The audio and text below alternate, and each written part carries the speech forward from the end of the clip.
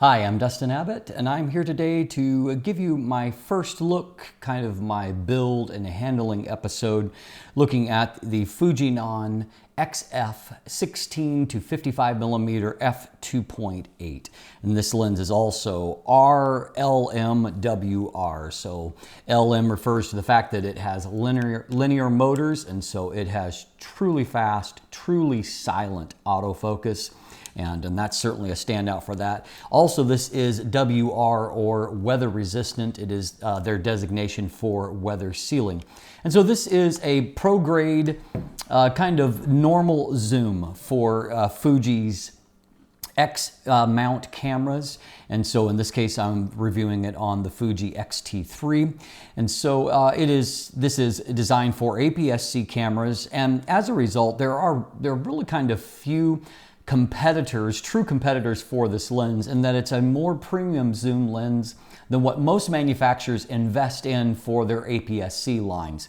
That's part of the way where Fuji kind of stands out, in that because they have put kind of all of their eggs in the APS-C basket, they really have developed lenses, pro-grade lenses for their bodies that really no one else has. And so I will reference some. Canon has an EFS 17-55mm f2.8, and it has been really their sole attempt at a pro-ish grade EFS or APS-C, dedicated APS-C lens. But at this point, it's aging, and it also has some serious limitations when compared to the Fuji. And so the Fuji kind of stands alone when it comes to that. And so today we're going to take a closer look at that build and the handling of this lens, the feature set. And so why don't we jump in together and let's take a closer look at it. All right, let's take a closer look at the 16-55mm. And so looking at a few things here, why don't we start up front? As you can see, this really is, Fuji does a great job with the front fascia of their lenses. I would say they're right up there close to Zeiss with presenting a really great front facade. Gives you the information that you need there. That also just kind of a really classy type look. Note we've got a 77mm front filter thread, a fairly common size that's shared with a lot of other lenses. And so you can use traditional filters there. This is actually physically, it's not a tiny lens, particularly when you consider that it's designed for APS-C, but at the same time, it's not overly large either. And I don't have a problem with it balancing on the X-T3 that I'm using. I am using this grip extender here, and that certainly helps, just gives you a little bit extra grip there. And so I find that with the bigger zoom lenses, it does a great job in helping the balance to be improved there. So as noted, this has a maximum aperture of f2.8 and a focal length from 16 to 55 millimeters. So as you can see, there is a little bit of a barrel extension as you go towards the telephoto end of the focal range. However, while it's not internally zooming, it's externally zooming, it actually really smooth, very beautifully damped. I mean, it feels pro grade, and so that's important. I really love Fuji's approach to aperture here. We've got both the option of doing a manual aperture with 1/3 stop detents along the way, which I really like. You can also throw it into auto mode, however, and then control it from the camera, just like if that's your preference, or to allow the camera to control aperture yourself. I personally end up using the aperture ring itself most of the time with Fuji lenses. I just find I'm more intentional about aperture, and looking down at the camera, it's really easy to select your aperture value and then just to lock that in and leave it there. So I like that a lot. The actual focus ring, I'll have to confess, I'm not incredibly crazy about manual focus on Fuji cameras. It's focus by wire. I don't love focus by wire, and I find that the focus speed is sometimes a little bit slow for me on Fuji cameras, and I've complained about that, a fair bit. It's the nature of the beast, it's the nature of the actual design. So if you go really fast, you can make big changes. If you're going slower, it kind of can sometimes feel like you're not doing anything at all. So I find that you have to really kind of exaggerate movements if you want to make massive focus changes.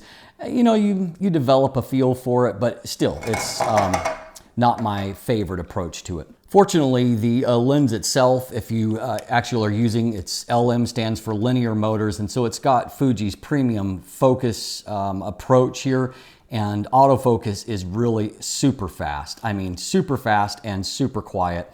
It just locks on. I mean, there's no hesitation. It just really does a great job. And so autofocus system is actually really, really great in the lens. And so, you know, you may not often have to use manual focus, and but the autofocus itself performs really, really excellent. In terms of the actual physical dimensions of the lens, it is 3.28 inches in diameter, and it is a little over almost 4¼ inches long, 4.17 inches. So that's 83.3 millimeters by 106 millimeters in length. And so, you know, a moderately sized lens in an absolute sense, but, you know, compared to a lot of the tiny Fuji primes, it's a fairly robust lens. I'm going to put the lens hood on and still bumping it all the time. I will point out that if you were buying the Canon equivalent that I mentioned in the introduction, it wouldn't come with a lens hood because for whatever reason, Canon doesn't provide lens hoods with any of its EFS lenses, even though that's a premiumly priced lens at over $800 for that Canon lens. They wouldn't give you that.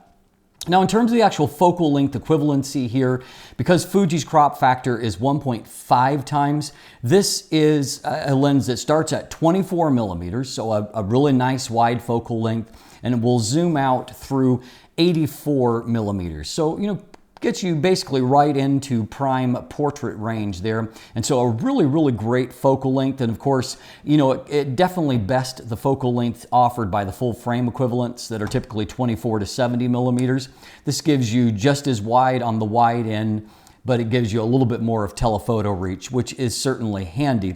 I will note that the Canon lens, you know, just using that as a comparison point, it doesn't go nearly as wide, which makes it not nearly as useful. It starts at 17 millimeters, but Canon's crop factor is 1.6 times instead of 1.5 times, which means it actually starts at 27.2 millimeters. And so it has a little bit extra reach on the long end. They both end at the same point, but the crop factor is a little bit different. But I would definitely take that extra bit of width offered by the Fuji by comparison. Also, unlike the Canon lens, the Fuji lens is weather sealed. You'll see the little badge down here says weather resistant, and it's got a gasket there, but it's also got internal seals.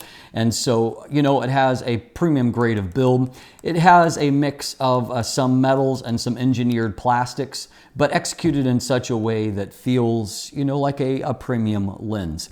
And so, overall, the weight is 1.44 pounds or 655 grams. That's near identical to that of the Canon EFS lens, and so very similar there. At 55 millimeters, you can focus down to a minimum of right under 12 inches, 30 centimeters, and you can have a reproduction ratio of 0.16 times. And so, you know, not really fantastic. You'll basically, any of the 24 to 70 millimeter lenses will best that. Usually they're more in the 0.20 times, but 0.16 times is enough to be useful. The lens itself optically is 17 elements in 12 groups, which is a little less complex than the Canon lens, which is 19 elements in 12 groups. And so overall, a lot of great things in the build and the handling of this lens. I mean, it functions like a pro grade lens, and that's what it is. And so as you can see, there is a lot of goodness in the design here. I particularly like some of the standout Fuji features for me is the dual approach to aperture, giving you both the option of controlling it from within camera, but then also giving you the physical controls. The actual zoom action is really, really smooth, beautifully damped.